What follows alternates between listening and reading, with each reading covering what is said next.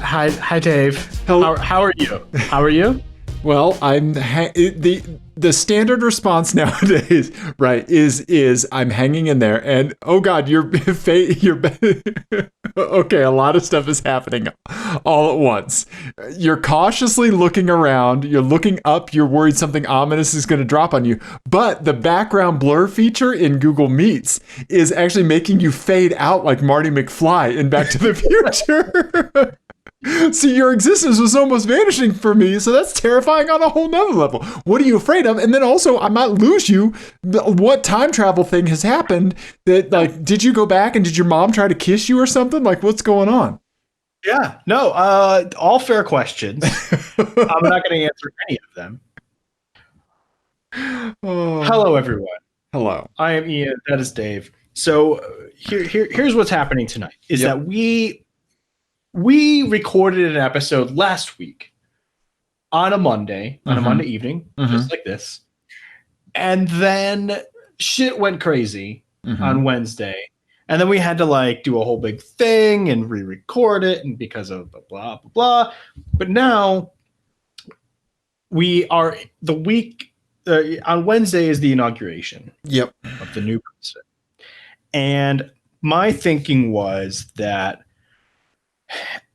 number one, I still haven't really processed everything fully that happened last week. And two, I don't think that we can process it properly without the context of this week, because last week is really about this week. So we need to know what happens on Wednesday before we can fully kind of like have some closure about what happened last week. Right, exactly. I don't want to see us have another thing that goes by where like we just do a car show, pew pew pew, right? And then awful shit happens in the world, right? And then we drop that episode very tone deaf of everything that's going on because we don't draw fences around this. We know that what we do is not in a bubble, and what car culture and the stuff that we love is never in a bubble. It's never fenced off from all these outside influences, right? And so our minds, like we can't fence our minds off right now, like from all of this stuff that's happening. And we can't just like, just do a car show. It's just not right. So you had this idea of just doing a check-in, touching base, putting the episode out early, and then kind of waiting to see what happens so that we can like focus our attention and our mental efforts towards that kind of stuff. And we don't know what's going to happen, right? That's the scariest thing, is that we've seen violence in the past. We know that the people that perpetrated the violence are not the kind that are just going to be like, oh, well, I'm not going to be violent anymore and just walk away from shit. Like, I'm sorry, anybody that prints a MAGA Civil War like fucking hoodie is not somebody that's just going to be like, all right, Biden's our president now, and just like go on about their day, right? So what did you said earlier before we started recording? You said that your emotions were primarily two things. It was rage and terror. Yeah, exactly, right? I just feel like I'm vacillating between the two. Right. Every time I think about the last couple of months, honestly. I mean, it's just been, we talked before about the deer, right? The feeling on the side of the road, seeing the deer on the side of the road and knowing that motherfucker looked like it's going to run. Right. And that was the feeling that we had right before last week happened. And it turned out that was pretty right on. It was, unfortunately. We wish it wasn't. Right. But it's not like we were like, I don't think we get too much credit for being prescient because, to be honest, that deer looked us in the eye and said, I'm going to fuck up your car. Right. And we knew it was there. We weren't saying it wasn't there. Right. And so now I'm stuck in this spot where I feel like there are more deer that are going to run out. Yeah. But also I'm angry at that deer. Yes, exactly. Right. And on top of that, you keep finding out more and more to be angry about, right? Because yeah, it turns out a congressman told him where my car was going to be. right. See, right? There's so much shit that's coming out about the Capitol attack, like the siege, like that's so upsetting on so many levels. And we keep getting this slow drip of just more and more rage-inducing stuff, right? More and more stuff that's just makes you lose hope, right? Right. You know?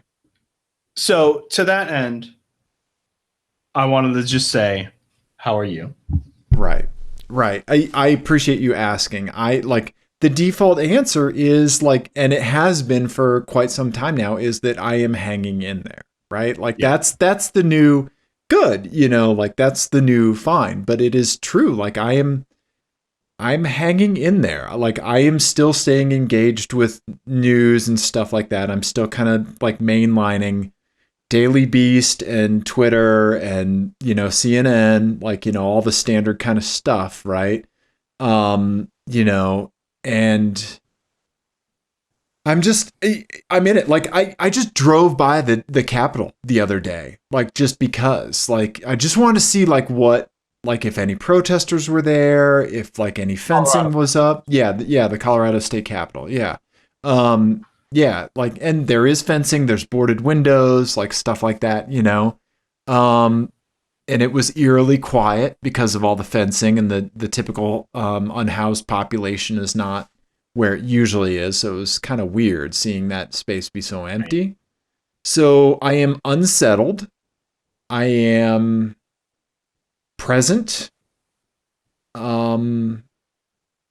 And that's about it. I am unsettled and present. I feel like, remember when we were at our first Emic track day and we were taking rides with the professional drivers, right? Mm-hmm. And what a great time that was. I feel like I felt in that I have two things. Sorry. But I feel like I felt when we were riding in that Jetta race car, when it was going in a straight line, right? Because that thing wants to fucking pivot, right? It is unstable in any direction, but in a straight line, it wants to twist. It's a handful, right? Yeah, and you can feel it through your butt in the passenger seat, 100%. Yeah. Right. And you see the work that the driver's doing, right? Mm-hmm. And so I feel that way. I feel unsettled, but I feel like we are moving forward. Right? Not everybody's on board with that, right? But I feel like we are moving forward. Biden is going to be our president, but that doesn't mean I'm not afraid and I'm not aware of all the shit that could go sideways, right? Yeah. No, that's a really good analogy, yeah. Thanks. Thank you. Then the other thing that I was talking to my wife about, I said, I haven't felt like this since Y2K. So where were you for Y2K for the time change? I was in a hotel room. My dad and my sister and I were at a skiing tournament someplace in the Midwest. I don't remember where. Okay. But we were in a hotel room watching we watched it on the news. Yeah. To be honest, I was not nervous for Y2K. Okay. For the Y2K turnover, I worked for ADT Security. And so, you know, we had a lot of old technology. Like, you know, I don't know what the alarm signal network looks like today because I'm out of that industry. But at the time, you know, 1999, there was a lot of old technology still out there, especially for a company like ADT, because we would just buy all these mom and pop alarm companies that would operate out of somebody's garage, and we would have to acquire their hardware and warehouse it, right? Right. And so there was one alarm receiver that we knew we had to turn back 26 years because we had tested it out, right? You know, you had to tell it was like, you know, 1976 or whatever, right? And it just keep trucking away, right? But given that I was like surrounded with that much technology at that time that I didn't quite understand, right? I was still like pretty green, you know, it was like kind of my first, like, I wasn't even truly in IT at that time, right? I was just kind of adjacent to it. And yeah, I was afraid. I was afraid, but it was like there I felt powerless, right? Right. Which I kind of feel now. And so like, yeah, like yeah, it's a weird feeling, but the eerie stillness that is kind of like present right now, like when I went by the state capitol, is how I felt at Y2K. Interesting. Okay. Yeah. Yeah. Because I'm not one to like negate the doom and gloom folks, but I'm also one that's going to be skeptical about the data that's coming in, right? Right. Yeah. I'm not someone who straight up just discards something, right? Unless it's something as insane as QAnon or something like that, or fucking flat earth, right? Like, right. And that's what I've been kind of struggling with too these last, several years now, is that like my impulse is to be very skeptical of any call to be alarmed. Right. Most things are gonna be okay. Well, I remember I remember when you first spotted my lockdown food hoarding when you came over to my house. I bought a bunch of food at Costco before the pandemic hit. And I remember you kind of making a wisecrack about it, right? Oh. Because that's Ian, that's what we do, right? We joke with each other, right? And like, yeah, no, I know. Right? Yeah. Yeah, no, I mean that's definitely my impulse. So sometimes I have to remind myself to be upset. Right. And sometimes I'm too quick to be upset or too afraid, right? Hey, we should be friends. We probably balance each other out. Maybe we could talk to each other, put it on the internet, and nobody would listen to it. Oh, ebony and ivory, baby. Ivory and ivorier. Yeah. Ivory and hairy. Yeah. Oh, yeah. Yeah.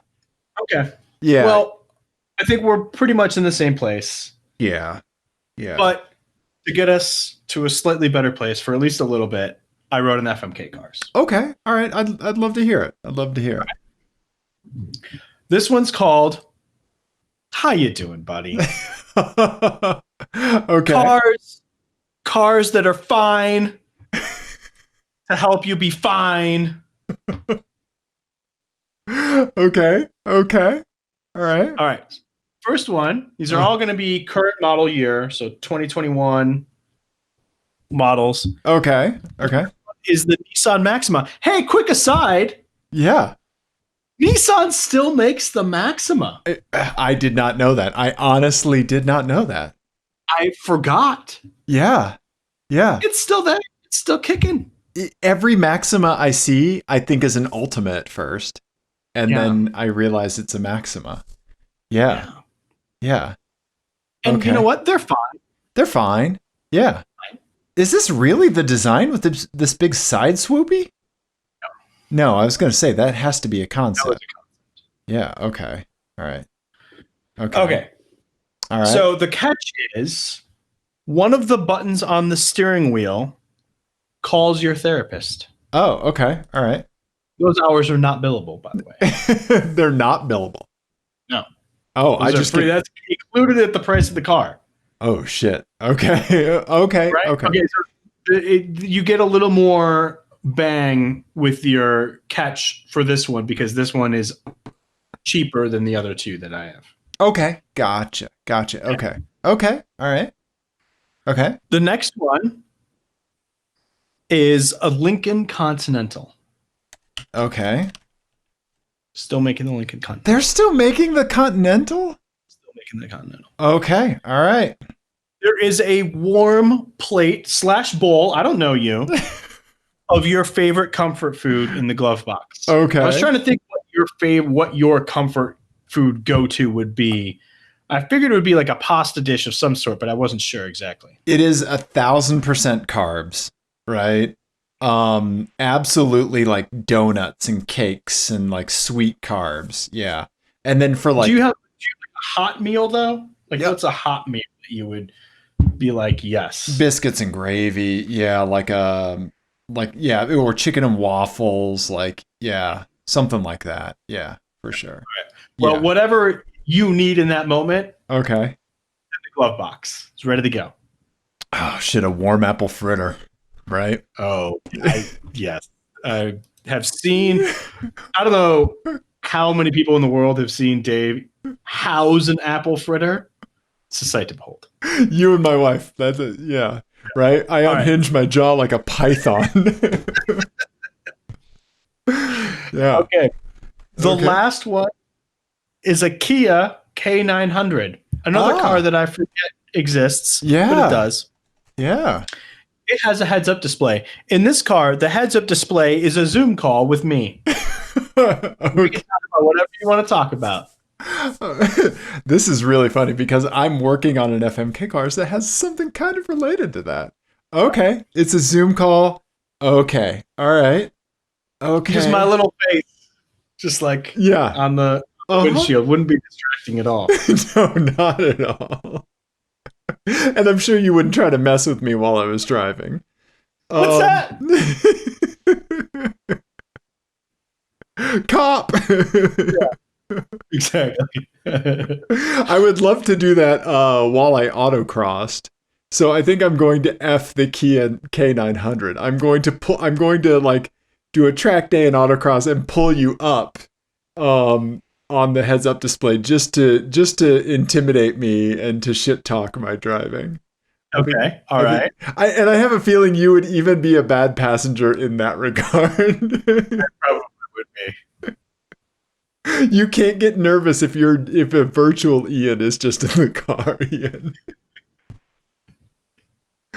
Yeah. Yeah. Oh man. I do like that Kia K900. That it is a cool car. Mm-hmm. Yeah. Yeah, right? Interesting looking. The proportions bug me for some reason, and I can't really quite put my finger on why. It's a little bit too close to a it kind of, to me, it looks like you smashed a Jaguar and a Mercedes S-Class. Like, that's what it is. Right? It's the uncanny valley of Mercedes, I think, is what you're running into there. Yeah. Yeah, right? Because like the CLA, I think. No, the Jag is, I think that's it. Like that's the front end. Yeah. Oh, okay. Okay. Maybe the Jag like XK or something like that. Yeah. A little bit. Yeah. And then the grill is very Mercedes-ish. Yeah. XJ. No, not that one. I'm sorry. The J. Yes. Yeah. Right. Yeah. Yeah. So, especially with those lines on the hood. Yeah. Yeah. It is a little uncanny. Yeah. These like double stripe LEDs are kind of freaking me out a little bit. That makes me think that like it didn't render correctly in reality. Like it's right. Yeah, right. Yeah. It's an interesting car though. It just I don't know that I've ever actually seen one either. Yeah. Well, I think the greatest trick that the K900 pulled is that you have seen them plenty. You just didn't know it, right? Probably. Yeah. Yeah, I think that this out Phaetons the Phaeton. You know? Compliment? Well, if you're out Phaetoning the Phaeton, then I think that that's a good thing. And also, it's way more reliable than a Phaeton would ever be. So, well, yeah. Not exactly a high bar. No, but I think having a virtual Ian like virtually coach me during an autocross course would be very fun. Right? In a very ill-suited car, too. Right? Yes. That's the thing, right? So I think keeping it out of its element and bringing you into that element would be fun. Okay. Oh man. And then what are you gonna crush? This is tough, man. I think I kind of have to crush the Nissan Maxima and the easy button to my therapist because I don't want her to walk into the ocean. What if she's into it? Right. Yeah. This is assuming everybody's okay with it. Yeah. Like, let me tell you about why I want to kill the Maxima by talking about why I want to marry the Continental instead.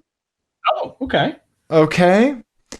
So with the Continental, I think that it is such an it's like one of those sculptures that you see that relies on its own weird tension to hold it up, right? Okay. It's like that belt holder thing that you would like hang from the tip of your finger, right? That like cantilever or whatever little trick that would keep that supported on your finger, right?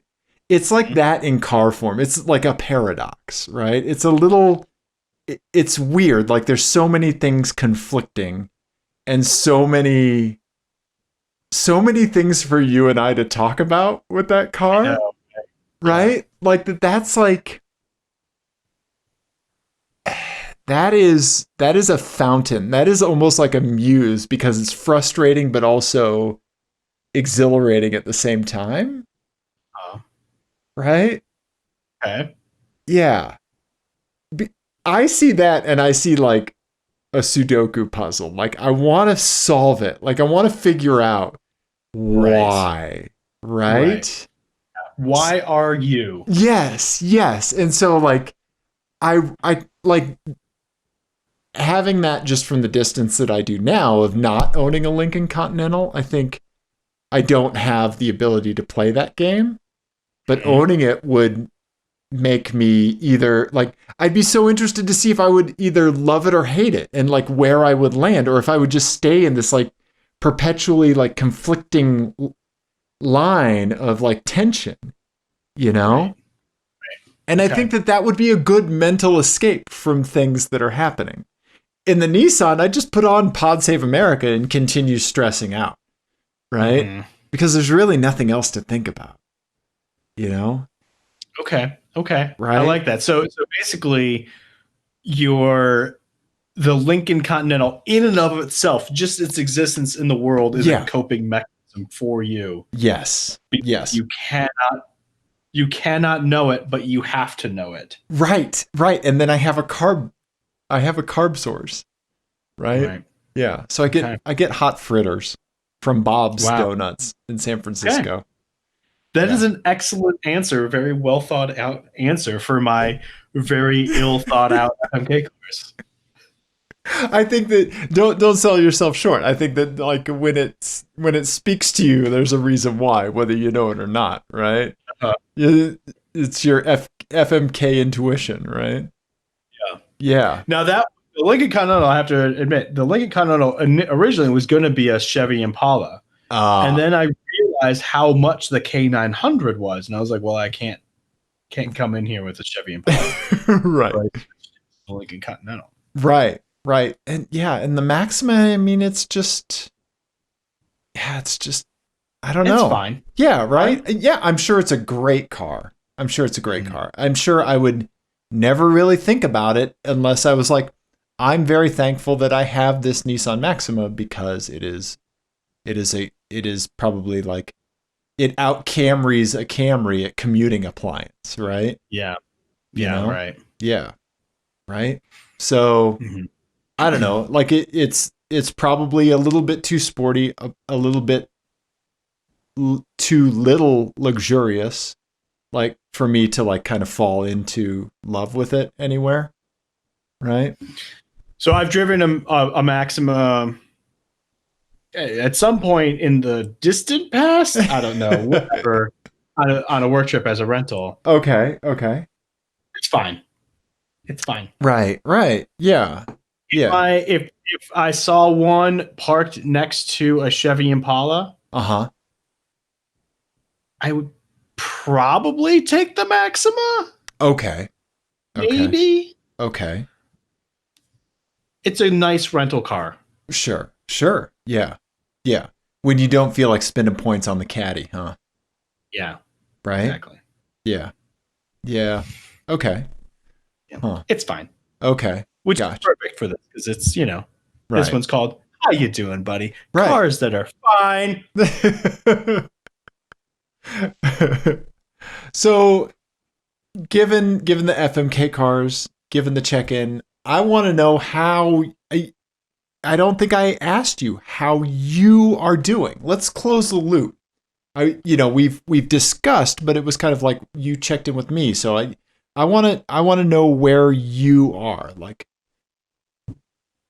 Well, it was better before you asked me about my feelings. No, I'm fine. It's kind of the same thing. I feel like I'm just like sort of head down. mm-hmm. I think when you think about things too much, it's easy to get like to ping pong between the crisis that's like right in front of you, which is that, our country seems to be, um, you know, kind of coming apart. Yeah. And then ping ponging between that and then like the underlying crisis, which is like, oh yeah, there's a global pandemic. Right. Right. And Right. you have two children that are being raised in a world of pandemic and climate change and police violence and yeah. Yeah. And I mean, to be honest, like, so yesterday we went hiking. I have a coworker who has kids that are the exact same age as Oh, our kids. nice. Okay. We've been doing, every once in a while we'll go and do a hike, we'll all like mask up and go out and do a couple mile hike. And so we were out there and, Nico, my 6-year-old, asked his friend, who's not, I think not quite 6, goes, so did you hear about the angry mob?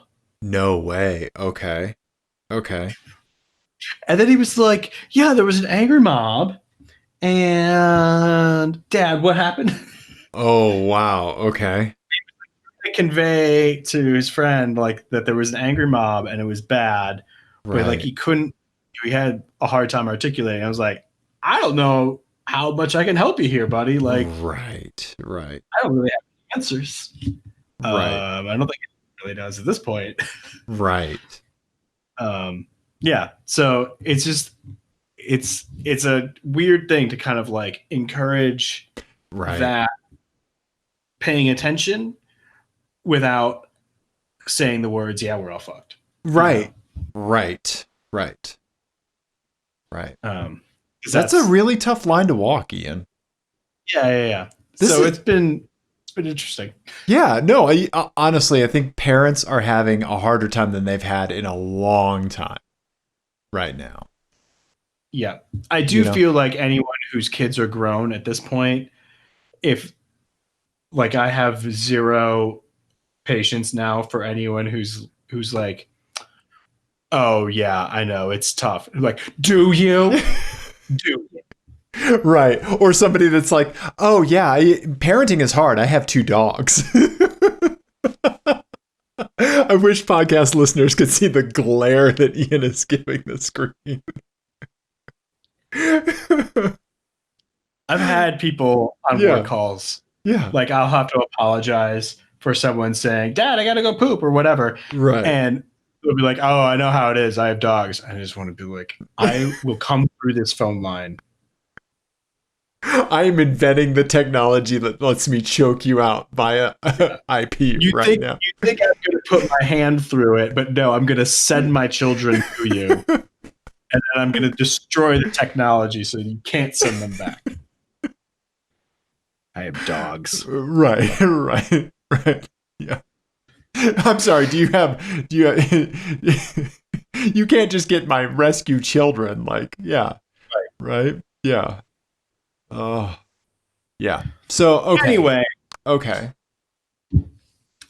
I'm glad that we are doing as well as can be expected. See, yeah, that's like the other kind of answer, right? Yeah, hanging in there as well as can be expected.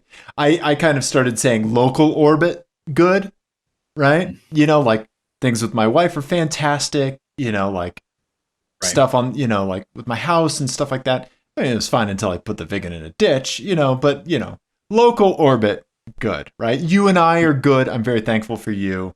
Very thankful for my buddy Steven. I have I'm very thankful for the friends that I have and for my wife for sure. Yeah. Yeah. I mean, same answer. I think Yeah, local good, global. Ah, Right. And yeah, I'm thinking about the folks that have interacted with us, that talk to us every now and then. Our buddy Johnny, Mark, and folks, just thinking about folks, and yeah, just yeah. I'm always happy to hear from people, and I'm yeah, it's good to have people check in, and it's good to check in on others. So yeah, it's a fucking nail biter, man. I'm not gonna fuck around. It's just so tense. It's so tense, and like part of me wants to just like plug in my Sega Dreamcast and like check out from reality and like just play nothing but Cosmic Smash and Sega Rally 2 for like a year, but you can't do that, you can't, right? Right. Yeah. So, well, at least we have this. We're going to come back in a couple of days and do kind of hopefully like normal programming. We'll talk about what happens the rest of this week. Yes. And in the meantime, we love you. Stay safe. Yeah. We'll see you in a couple of days.